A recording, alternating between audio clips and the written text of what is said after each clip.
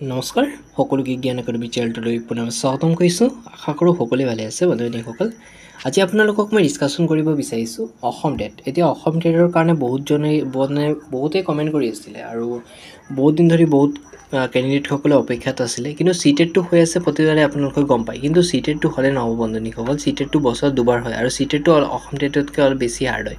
সেইকাৰণে বহুতো কেণ্ডিডেটৰ অসুবিধাৰ সন্মুখীন হ'ব লগা হয় হিন্দী বা ইংলিছ লেংগুৱেজৰ এক্সামবোৰ দি পেলাই। সেইকাৰণে অসম টেটটো অকণ লাগে আৰু এই অসম টেটৰ কাৰণে বন্ধু-বান্ধৱীসকলে বহুতেই অপেক্ষাত আছিলে। সেইকাৰণে বন্ধু-বান্ধৱীসকলক কৈ দিব বিচাৰিছোঁ 2025ত পিছত আপোনাৰ অসম টেট হ'ব আৰু 2025ৰ জানুৱাৰীৰ পৰা ডিচেম্বৰৰ ভিতৰত আপোনালোকক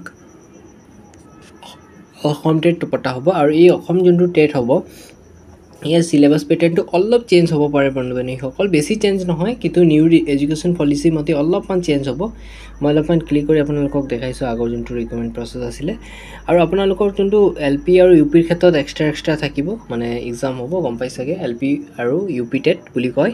বন্ধু-বান্ধৱীসকল, চিলেবাছ পেটাৰ্ণটো কি ধৰণৰ চেঞ্জেছ হ'ব পাৰে সেই সম্পৰ্কে আপোনালোকক জনাই দিম। আৰু আপোনালোকক মই কৈ দিব বিচাৰিছোঁ যে এতিয়াৰ পৰা প্ৰিপাৰেশ্যনটো লাগি থাকক, কাৰণ বন্ধু-বান্ধৱীসকল পিছৰ পৰ্যায়ত আপোনালোকে সময় নাপাব যে অসম টেট ওলাব, এডভাৰটাইজমেণ্ট ওলাব, তাৰপিছত আমি এবাৰ অসম টেটৰ কাৰণে পঢ়িম, এইটো নহয় বন্ধু-বান্ধৱীসকল। এইটো ৰিক্ৰুটমেণ্টৰ পিছত লাষ্ট এটা ৰিক্ৰুটমেণ্ট হ'ব, তাৰপিছত 2-3 বছৰ আকৌ বন্ধ হৈ যাব ৰিক্ৰুটমেণ্ট। গতিকে আপোনালোকে ল'ব বিচাৰে যদি অসম টেটটোত ভাল মাৰ্ক এটা উঠাবলৈ চেষ্টা কৰক, কাৰণ 80% মাৰ্ক আপোনালোকে গম পাই চাগে আপোনালোকৰ টেটৰ মাৰ্কৰ পৰা লোৱা হ'ব, গম পাই চাগে।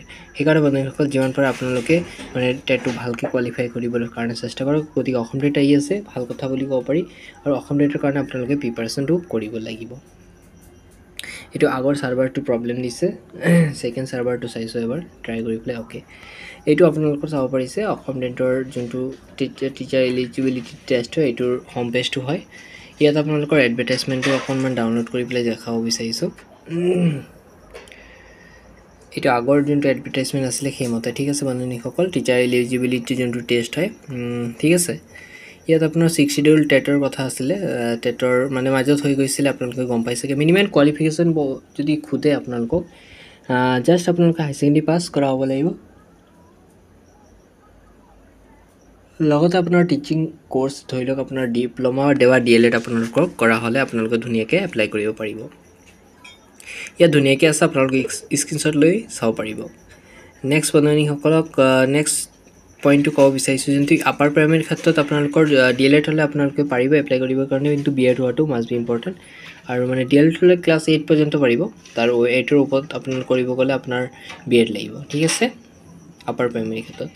আৰু ইয়াৰ মানে যোনটো চিলেবাছ পেটাৰ্ণটো আগৰটোৰ মতে মই কৈছোঁ, ইয়াত চাইল্ড পেডাগজি 30 মাৰ্কছ, আপোনাৰ language 30 marks, language 2 30 marks, mathematics 30 marks, আৰু আপোনাৰ এনভাইৰনমেণ্টেল ষ্টাডিজ আপোনাৰ 30 মাৰ্কছ থাকিব, ঠিক আছে। নেক্সট আপোনালোকৰ পেপাৰটোৰ ক্ষেত্ৰতো ছেম থাকিব, চাব পাৰিছে। চাইল্ড ডেভেলপমেণ্ট পেডাগজিত 30 marks, language 30 marks, language 2 30 marks, mathematics 60 marks, next আপোনাৰ ছ'চিয়েল ষ্টাডিজ 60 মাৰ্কছ থাকিব। নেক্সট আপোনালোকৰ চাব পাৰিছে ক'ত এক্সাম চেণ্টাৰ দিয়া হৈছিলে আগৰবাৰ, কোকৰাঝাৰ দিছিলে, বাক্সা দিছিলে, মানে এইটো আপোনাৰ 6 শিডিউলৰ ক্ষেত্ৰতহে কৈছোঁ মই, গতিকে এইটো BTR পৰিব। গতিকে অসমৰ ক্ষেত্ৰত বহুত ডিষ্ট্ৰিক্ট দিব, এইটো মই এক্সট্ৰাকৈ এক্সপ্লেইন কৰি নাথাকোঁ। আৰু ইয়াৰ মানে পেপাৰ এপ্লিকেশ্যন ফিজটো চাব পাৰিছে, জেনেৰেল কেণ্ডিডেটটো 450 হৈছিলে, তাতকৈ মানে অলপ 10-20 টকামান বেছি হ'ব, তাতকৈ বেছি নহয়। আৰু আপোনালোকক মই আপডেট আহিলে পোনপ্ৰথমে চেনেলটোৰ জৰিয়তে জনাই দিম। ছাবস্ক্ৰাইব কৰি ৰাখিলে আপোনালোকে মুঠতে আপডেট অহাৰ লগে লগে আপোনালোকে পাই যাব।